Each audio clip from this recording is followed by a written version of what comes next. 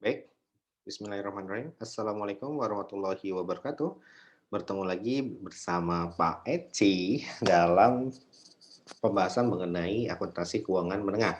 Nah, pada video pembahasan kali ini, Pak Eci akan menjelaskan tentang pengakuan pendapatan pada transaksi tertentu, gitu ya.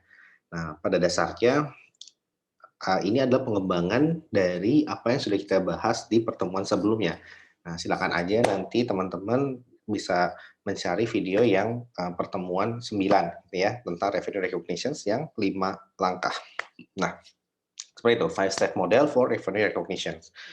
Nah, pada pertemuan kali ini ada beberapa stressing yang kira-kira kita akan coba teliti lebih dalam ya, bahas lebih dalam terkait langkah-langkah terkait 5 langkah dalam pengakuan pendapatan.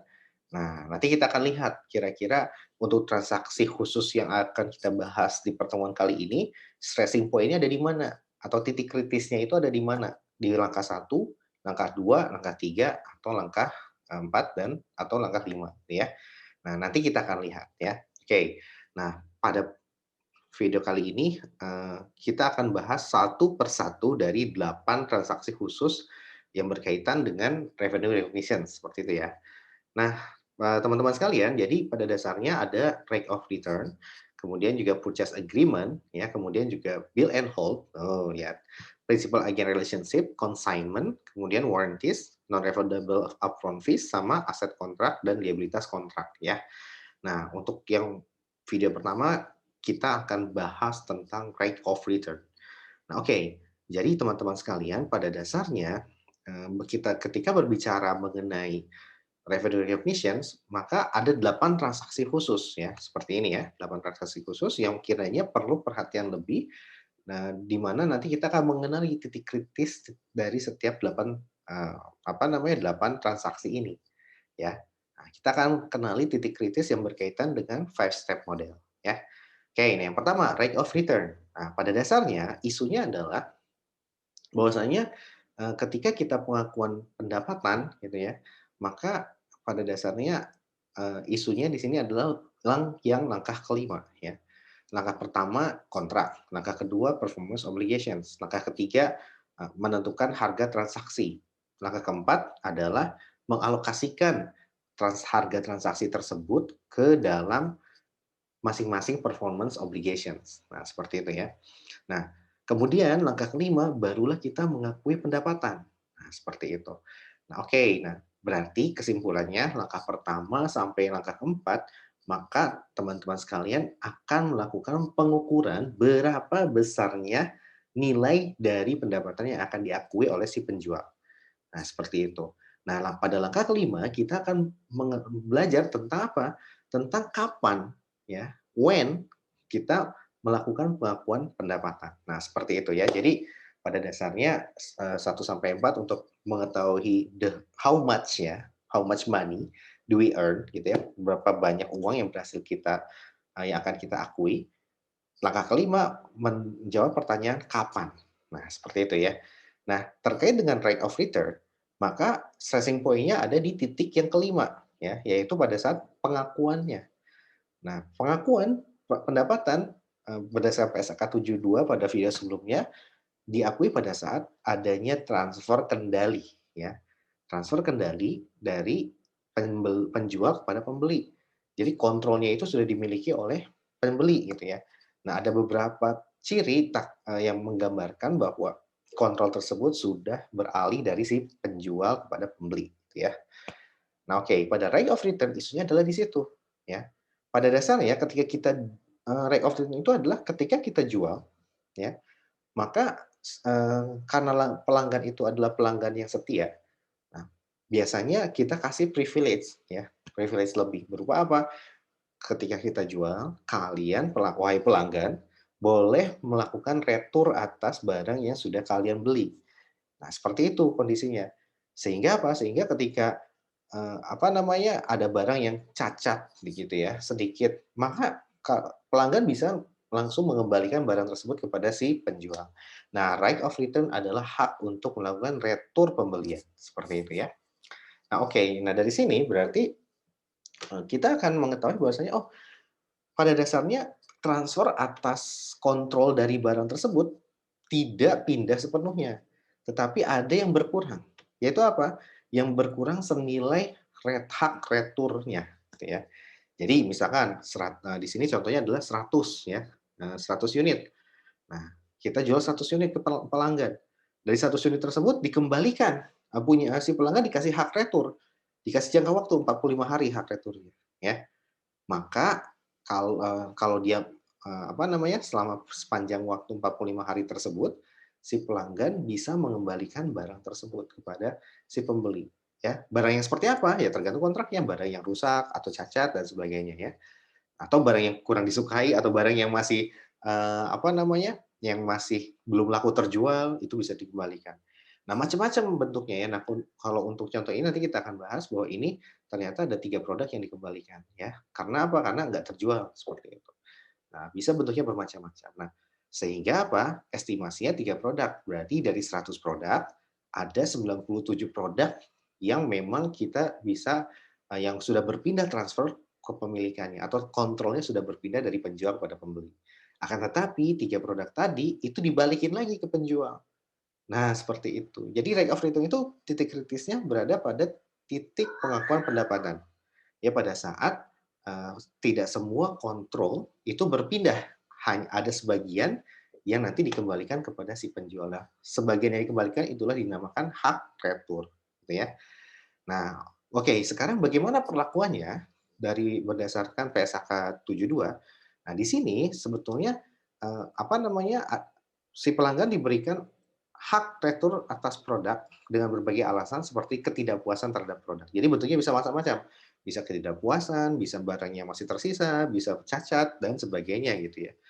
Nah, kemudian sebagai konsekuensi dari adanya right of return tersebut, maka si pelanggan bisa melakukan 3 hal, ya. Yang pertama adalah pengembalian penuh, gitu ya, atau sebagian, nah, atas imbalan yang dibayarkan. Jadi kalau kita bayarnya, 100 per produk, dikembalikan 3 produk, berarti kita dapat cashback sebesar 300 gitu maksudnya.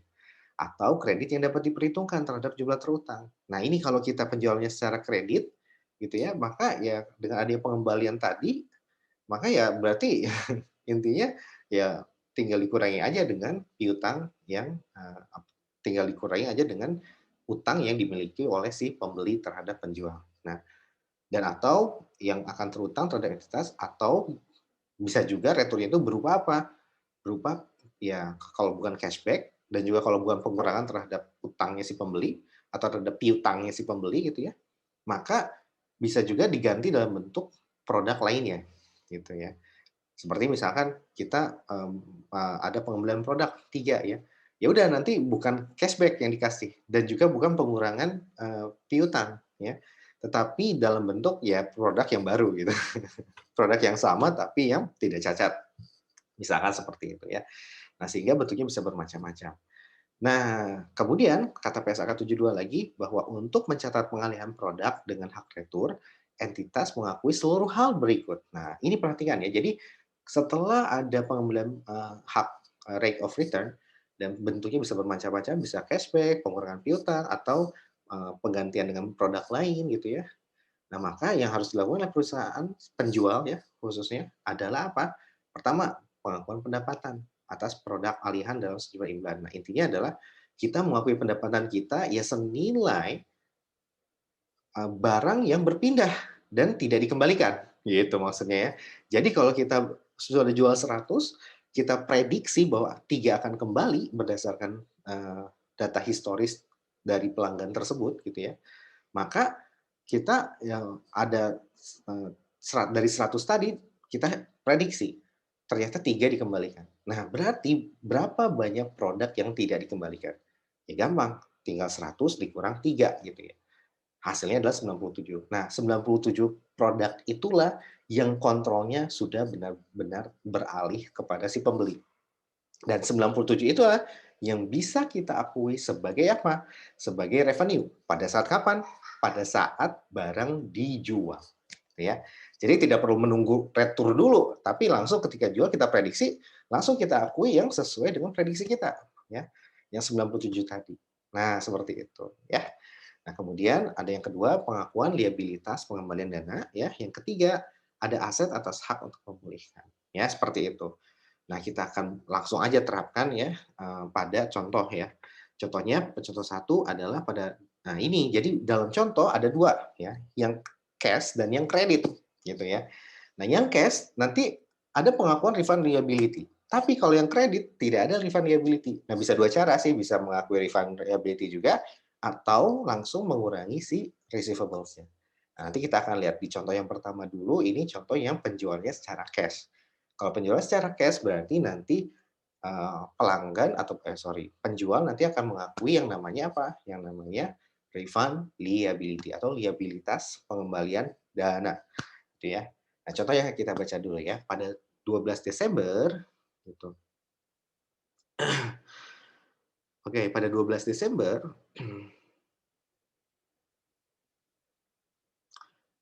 CV Kontemporer menjual 100 kamera seharga $100 secara cash kepada Mekarsari. CV Kontemporer memberikan hak kepada PT Mekarsari untuk mengembalikan kamera yang tidak digunakan.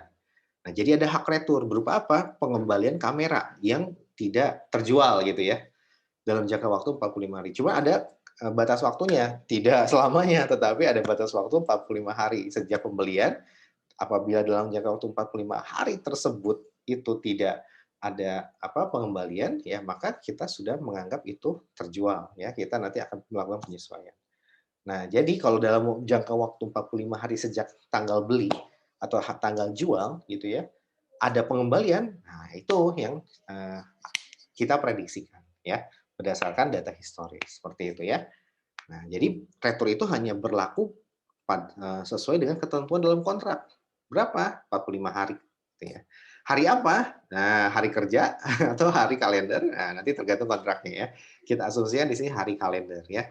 Kalau hari kerja kan 5 hari, kalau hari kalender kan bisa 7 hari, seperti itu ya. Baik, sekarang harga pokoknya adalah $60 per unit. Atas transaksi tersebut, CV Kontemporer memperkirakan ya bahwa 3 produk akan dikembalikan, gitu ya. Nah, dari sini jadi pada saat titik penjualan, kita harus memprediksi dulu, oh ini udah kasih hak retur. Berdasarkan historisnya, dia 3 akan kembali. Nah, ketika kita bisa memprediksi seperti itu, maka kita bisa mengakui bahwa sales revenue itu hanyalah 97 saja, ya, atas 97 produk saja, ya. Karena kan dikembali kita, prediksi bahwa 3 akan dikembalikan, berarti 100 dikurang 3 sama dengan 97 ya. Nah, cara pencatatannya gimana? Langsung gitu ya. Jadi ketika titik penjualan dan kita bisa memprediksi, oke kita berdasarkan prediksi nih, 3 kemungkinan akan dikembalikan. Langsung kita catat. Nah, itulah keunggulan PSAK 72. Kalau di PSAK 23 itu tidak seperti itu, ya. Masih apa namanya, ya kalau udah terjadi tidak bisa mengandalkan pada estimasi. Nah, inilah ya hal baru dari PSAK 72, lebih ke arah forward looking gitu. Seperti itu. Jadi memprediksi masa depan dengan memasukkan estimasi yang bisa diandalkan. Dan estimasi kembali lagi itu judgmental ya, tergantung masing-masing, akuntan atau manajer perusahaan. Nah, oke, sekarang kembali lagi ke sini. Gimana cara jurnalnya? Pada tanggal 12 Desember langsung kita jurnal. Cash pada sales revenue. Nah, sales revenue-nya ingat, karena udah ada prediksi 3 akan dikembalikan, maka langsung kita catat sales revenue-nya sebesar 97 produk dikali dengan 100 ya. Kemudian baru sisa ada refund liability sebesar 3 produk. Ini yang prediksi kita gitu ya. Nah, baru COGS ya. COGS-nya terhadap 97 produk karena sales-nya juga kan 97, maka COGS-nya pun 97. Nah, ada akun estimated inventory returns ya, sebagai aset ya, atas hak untuk memulihkan. Nah, ini aset yang kita catat ya, estimated inventory returns, seperti allowance lah, seperti itu ya. 180 sebesar 3 juga, ini pasangannya dengan refund liability, ya. Jadi kalau refund liability-nya 3, ya tentunya estimated inventory returns-nya juga 3, gitu ya.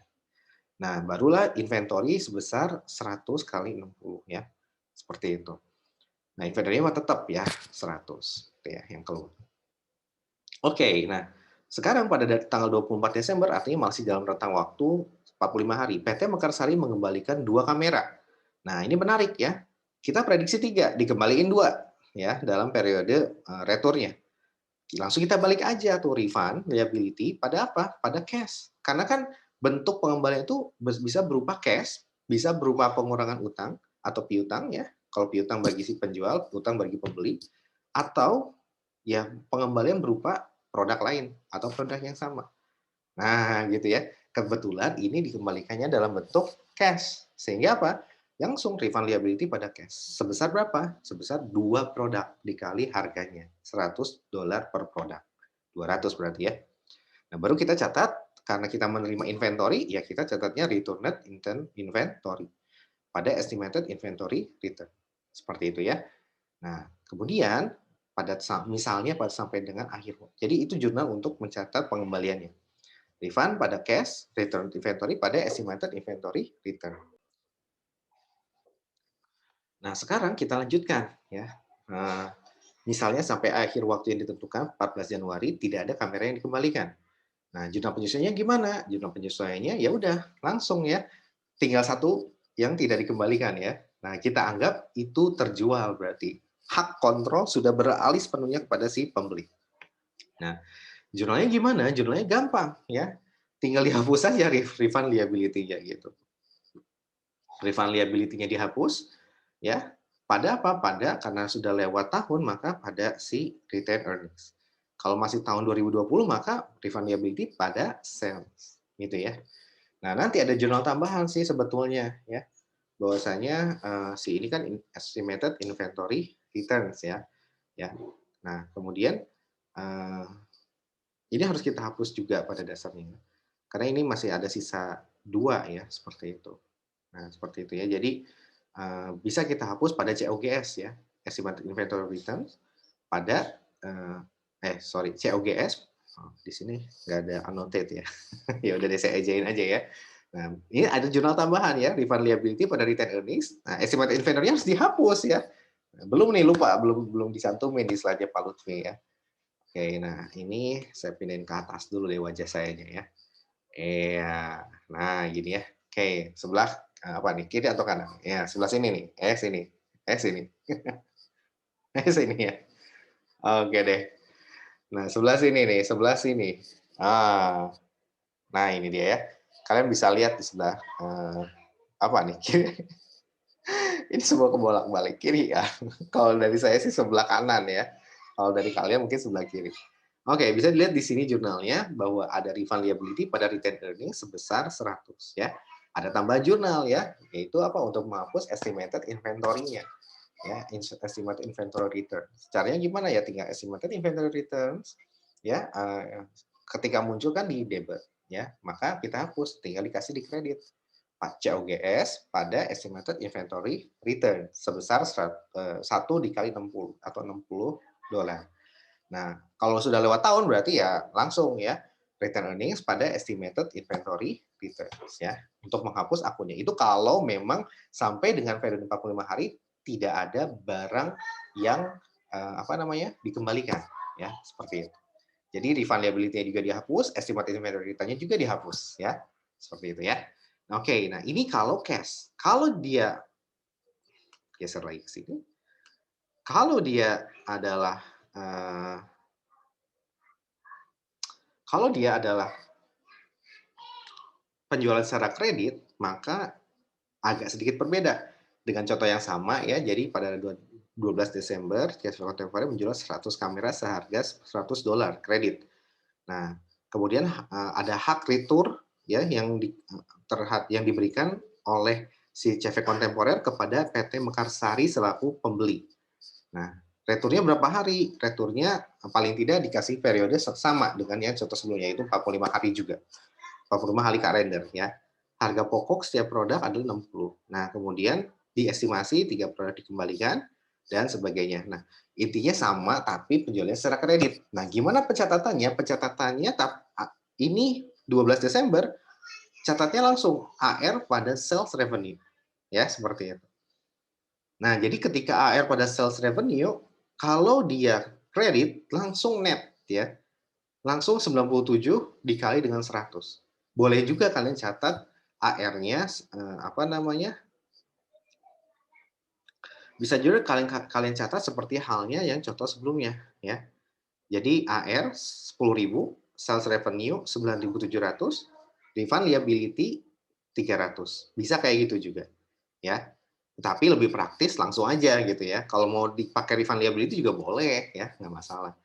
Nah, tapi kalaupun mau, langsung neto juga bisa ya. Jadi kalau neto ya tidak ada pencatatan refund liability. Konsekuensinya AR sama sales-nya kita catat sebesar 99.700 ya. Seperti itu ya. Oke, nah sekarang kenapa dicatat 9.700? Ya karena yang diakui sebagai sales itu ya hanya sebesar barang yang diestimasi tidak akan kembali gitu ya. Barang yang diestimasi sudah berpindah seluruhnya kepada si pembeli yang tidak akan diretur. Karena prediksi returnya adalah 3 yang akan diretur, sedangkan yang dijual 100, maka yang diprediksi tidak akan kembali atau tidak akan diretur adalah tinggal dikurangin. 100 dikurang 3 gitu ya.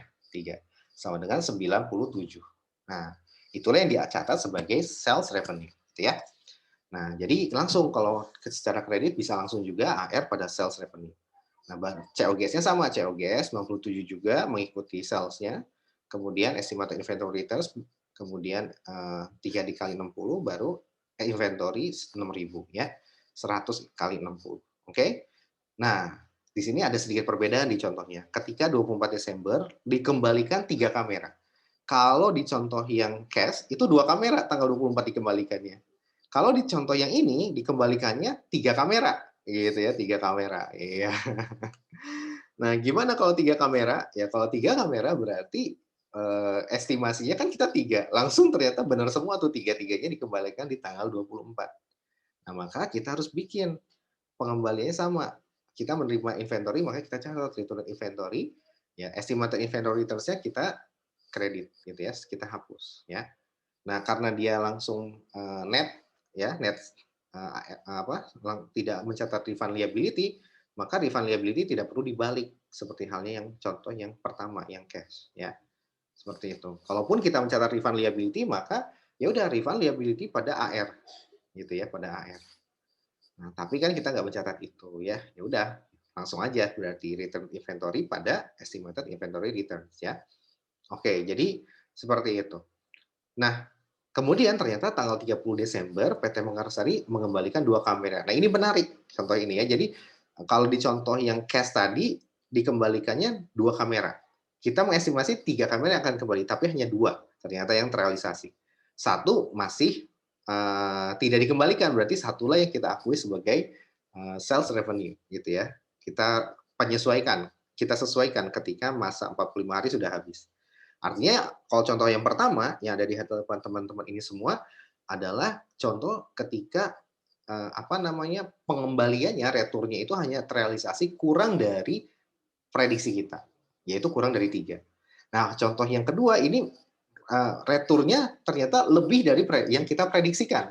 Yang kita prediksikan 3, yang kembali malah 5 gitu. Nah, kalau kayak gini gimana? Kalau kayak gini langsung aja berarti ada pengakuan sales return and allowance sebesar 2 dikali 100, 200 gitu ya, baru pada AR ya. AR-nya, menjadi berkurang gitu ya, karena kan dikembalikan barangnya ya. Ya, ada tambahan pengembalian gitu ya. Nah, AR-nya berkurang. Nah, kemudian karena kita menerima fisik si inventory yang dikembalikan, kita catat inventory pada COGS atau returned inventory pada COGS ya. COGS-nya berarti kita kurangin, kenapa? Karena tidak jadi terjual gitu loh, ada di pengembalian.